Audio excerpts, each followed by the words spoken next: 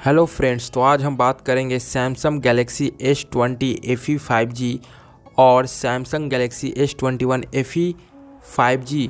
इन दोनों में से आपको कौन सा ख़रीदना चाहिए अभी के समय में, क्योंकि यदि अभी अमेज़ॉन पे बात करें S20 FE 5G का तो मात्र 25,000 रुपया उसका प्राइस है, और वहीं S21 FE 5G का 30,000 रुपीज़ प्राइस है फ्लिपकार्ट पे इस वक्त। तो इस हिसाब से देखें तो हमें कौन सा स्मार्टफ़ोन ख़रीदना चाहिए और किसे नहीं ख़रीदना चाहिए, वो हम आपको इस वीडियो में बताएंगे। तो ये वीडियो काफ़ी ही आपके लिए महत्वपूर्ण है, इस वीडियो को ज़रूर देखें यदि इन दोनों में से कोई भी स्मार्टफ़ोन को आप परचेस करने जा रहे हैं तो फ्रेंड्स, सबसे पहले बात कर लेते हैं Samsung Galaxy S20 FE 5G के बारे में। यदि बात करें इस स्मार्टफ़ोन के डील के बारे में तो ये 25,000 रुपीज़ के अंदर अभी अमेज़ॉन समर सेल के अंदर देखने के लिए मिल रहा है।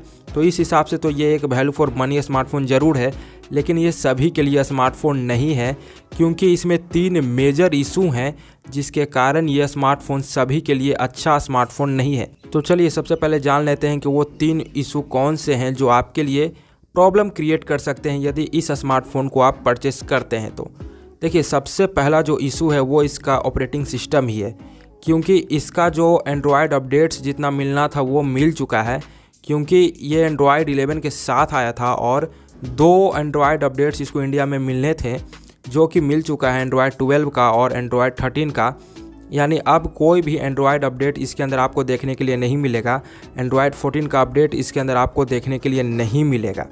तो इससे क्या दिक्कत होगा? दिक्कत यही होगा कि यदि अभी कोई अपडेट वगैरह से इस स्मार्टफ़ोन के अंदर कुछ गड़बड़ी आ जाता है तो फ्यूचर में वो ठीक होकर आपको नहीं मिल पाएगा, क्योंकि अपडेट्स जब आएंगे ही नहीं तो फिर सैमसंग कैसे उस इशू को फिक्स कर पाएगा, क्योंकि सॉफ्टवेयर अपडेट के द्वारा ही कंपनी कई बार ऐसे इशू होते हैं जो कि कंपनी के पिछले सॉफ्टवेयर अपडेट से ही आए होते हैं, उसको फिक्स कर देती है नया सॉफ्टवेयर अपडेट देकर। तो इसीलिए इस बात को ध्यान में रखिएगा कि इस स्मार्टफ़ोन को अब ज़्यादा सॉफ्टवेयर अपडेट देखने के लिए नहीं मिलेंगे। देखिए, दूसरा जो इसका सबसे बड़ा दिक्कत है वो है इसका 5G। इसके अंदर जो क्वालकॉम स्नैपड्रैगन 865 प्रोसेसर दिया गया है उसके अंदर इंटीग्रेटेड 5G का सपोर्ट नहीं दिया गया है, यानी 5G के लिए अलग से मॉडेम यूज किया गया है इस स्मार्टफ़ोन के अंदर।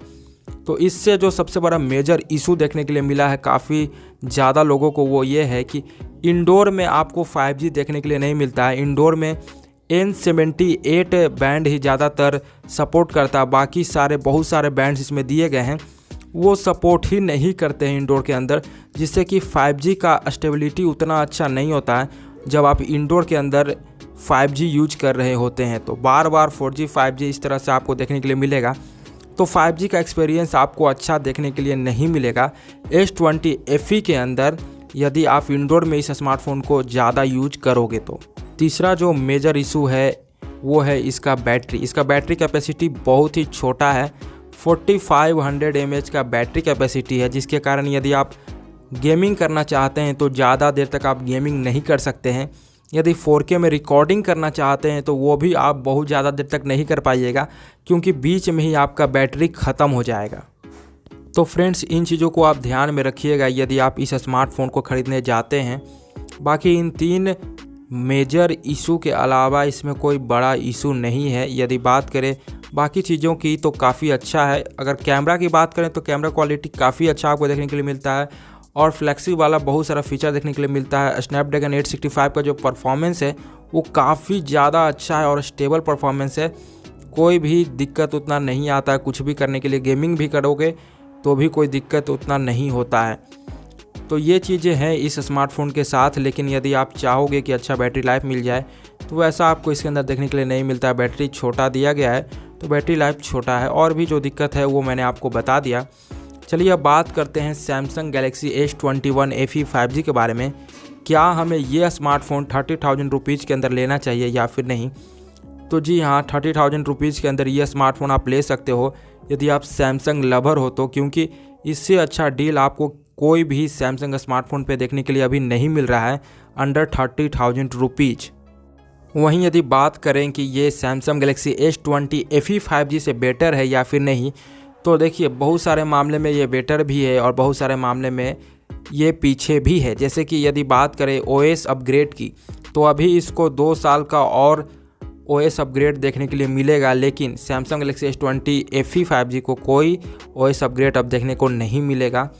वहीं बात करें डिस्प्ले की, तो Samsung Galaxy S20 FE 5G से इसका डिस्प्ले काफ़ी बेटर आपको देखने के लिए मिलता है, क्योंकि इसमें डायनेमिक एमोलेड डिस्प्ले यूज किया गया, जो कि सैमसंग का रियल फ्लैगशिप फ़ोन में यूज किया जाता है, वो वाला डिस्प्ले आपको देखने के लिए मिलता है।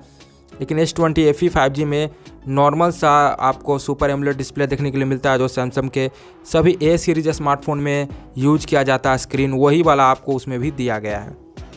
वहीं बात करें बैटरी लाइफ की, तो बैटरी लाइफ भी Samsung Galaxy S21 FE 5G में आपको बेटर देखने के लिए मिलता है S20 FE 5G के मुकाबले में।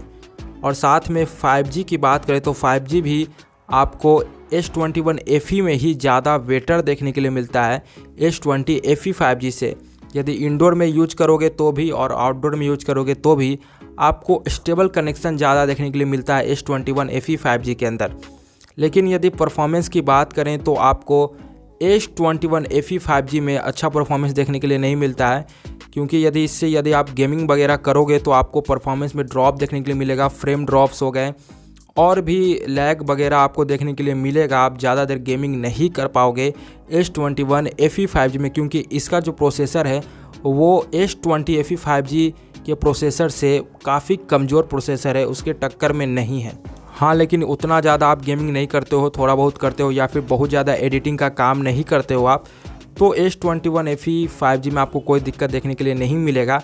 लेकिन आप बहुत ज़्यादा एडिटिंग का काम करते हो, बहुत ज़्यादा आप गेमिंग करते हो, तो S20 FE 5G में आपको ज़्यादा अच्छा परफॉर्मेंस देखने के लिए मिलेगा। उसमें ना फ्रेम ड्रॉप्स होंगे और ना ही लैग वगैरह उतना ज़्यादा देखने के लिए आपको मिलेगा। लेकिन फिर भी बैटरी दोनों में बहुत छोटा दिया गया है, तो क्या ही आप 4K रिकॉर्डिंग करोगे और क्या ही आप गेमिंग करोगे इस स्मार्टफोन में। ये दोनों स्मार्टफोन गेमिंग के लिए नहीं है या फिर उतना ज़्यादा एडिटिंग के लिए नहीं है। ये स्मार्टफोन थोड़ा बहुत काम करने के लिए, यानी कि हर एक काम को करने के लिए, लेकिन थोड़ा थोड़ा करके, यानी ओवरऑल एक्सपीरियंस इसका काफ़ी अच्छा आपको देखने के लिए मिलता है। तो यदि आप S20 FE 5G और S21 FE 5G में कंफ्यूज थे तो आपको S21 FE 5G के साथ जाना चाहिए।